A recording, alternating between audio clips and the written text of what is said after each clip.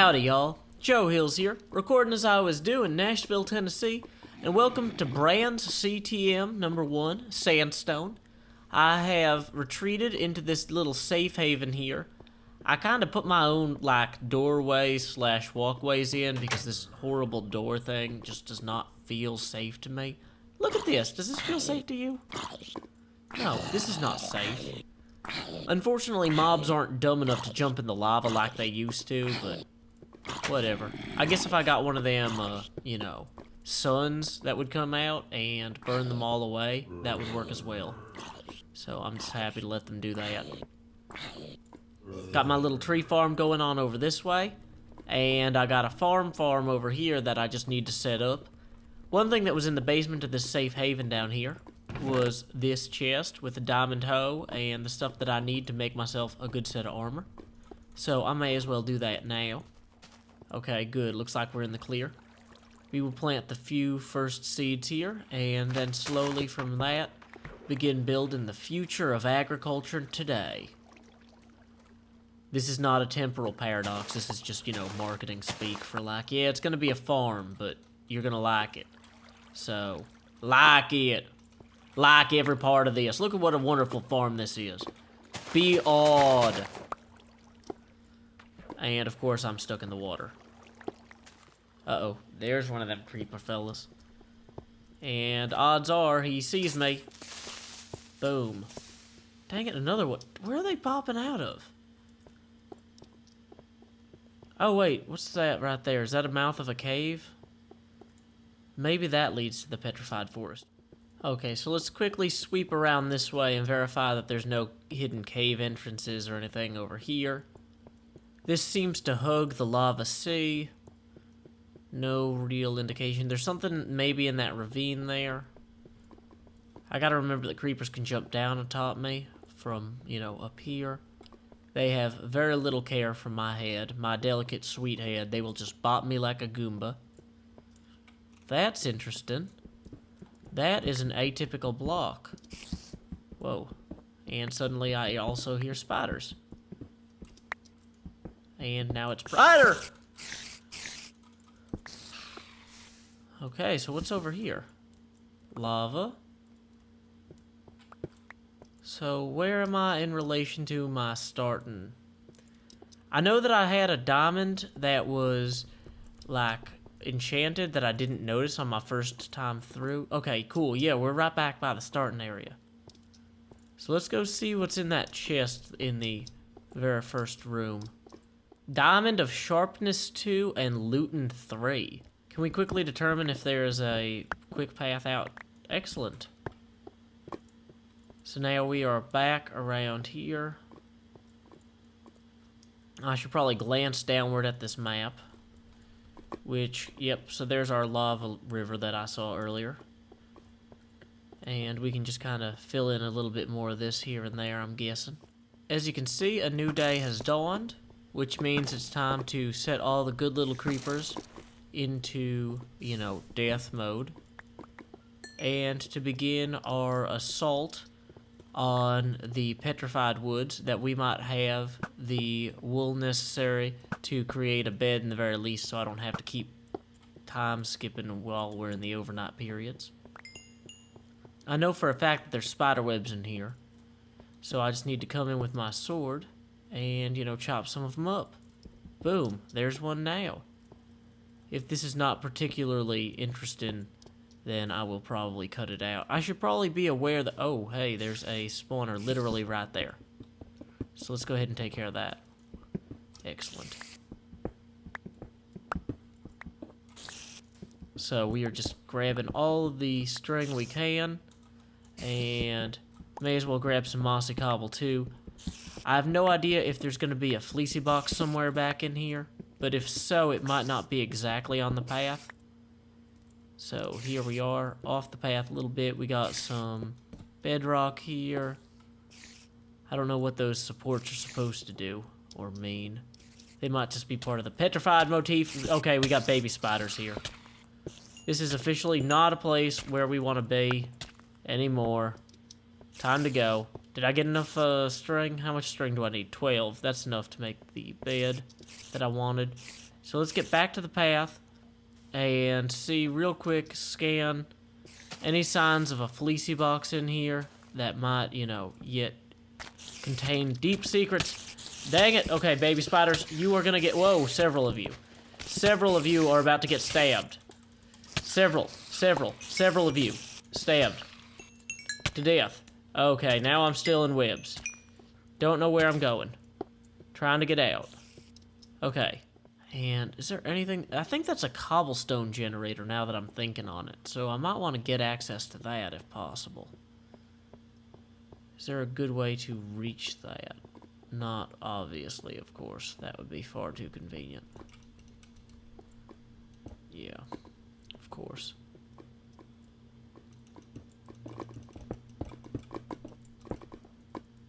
I'm worried about skeletons or something trying to shoot me in here. And so let's jump up here. And I'm gonna build a very basic stairway. Is this a cobblestone generator? No, it's got a chest inside of it. Uh-oh. There's a water bucket. Did I just throw the water bucket? I didn't pick up the water bucket. Dang it, it could have gone anywhere. Probably into the lava. Or back into that thing. Dang it, really? That was the stupidest possible way I could have executed that. So I will never have a water bucket possibly now. Although I did see some iron back in there. Let's see if we can get up in here and maybe figure this out. Is the water bucket back inside of there? If so, this would be super easy. If not, we might have an actual problem. Water bucket? Did I drop you inside of here? No. Oh, good, you're back in there. Excellent, I can accept this. It is a new day, and I think that we should go ahead and try and bridge our way out here and find out what's inside of this incredibly awesome creeper mouth. Because I think it is super cool looking, and things that I think are super cool looking kind of dictate where I want to do things. You know, you don't go to Disneyland because it doesn't look super cool. You go because it does. Oh, well that's good. There's actually a pathway here. I just need to not set myself on fire walking through it. Is there going to be an arrow trap that pushes me back through into the lava? What do we got here? Light this up so we don't have to worry about stuff. Dungeon 3, Creeper Spires. Okay, so we haven't even found Dungeons 1 and 2. This might be a bit advanced. I do like the design a bit, though. So, okay, if that's dungeon... Let's try the info center. Does it point me in the direction of the dungeons? Dungeon 1 is back in there. Dungeon 2 is apparently over this way somewhere, but I don't know where it would be. Is Dungeon 2 somehow inside of these things here? Oh, there is kind of a little connector trail here. Let's see. We've definitely got some iron and coal and stuff out here that I could mine out, which I would not mind having.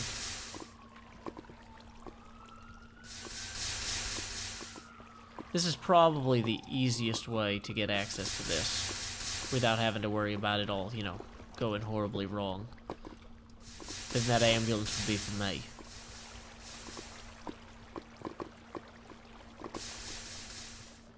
Splish splash, I'm mining.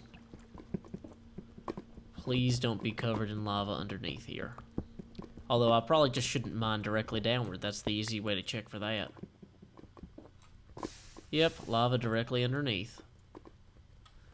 Oh, well, one way that I could do this is I could place that there, scoop up that lava, put it back in here, right? So place that. Then, if I put the water in there, or will that not? And then I mine this out, that will then, excellent. I think that just went ahead and petrified the stuff directly underneath the other things. See, now I can tell that there's no lava underneath this one or this one. I love how easy it is to just create land with the lava, with the water bucket. Okay, yeah, this looks to be the entrance to Dungeon 2. Let's go check this out. Uh-oh. I hear blazes. Okay, yeah, this is a pretty intense dungeon as well. Once again, let's go actually smelt all that iron we recovered and, you know, do something with this from there. Let me know if you see any sign at all of an excellent, you know, fleecy box looking thing. It would hopefully look like it was full of wool or adventure. You know, we got these lighting cues that tell us where the path is. I'm hoping that the darkness cues tell us where the path isn't, if that makes any sense, and where the wool is. Because, you know, maybe the treasure's off the beaten path as a means of preserving its secrecy. Let's see what we got here. Whoops. Gotta use the sword. Doesn't matter how sharp you make your diamonds, they are not gonna give you an edge against spider webs. Now, this diamond has some sort of super ludicrous sharpness enchantment, as well as fortune. Okay, that's a spawner I'm activating right there. Let's see if we can get over there, web it up, and break it up. Excellent. And creeper again. Now, him breaking up some of this path isn't necessarily the worst thing if it means that he, you know, betrays the location of the wool. But I have the suspicion that he might not, in fact, do that. He might be an unhelpful jerk who selfishly... Hey, what's this? Breaking up this spawner. Whoops, breaking up these cobwebs here.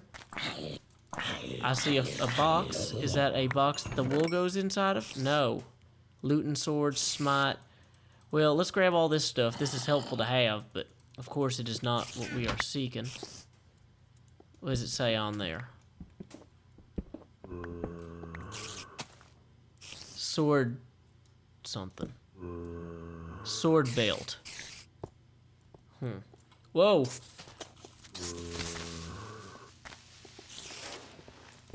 And baby spiders down in there.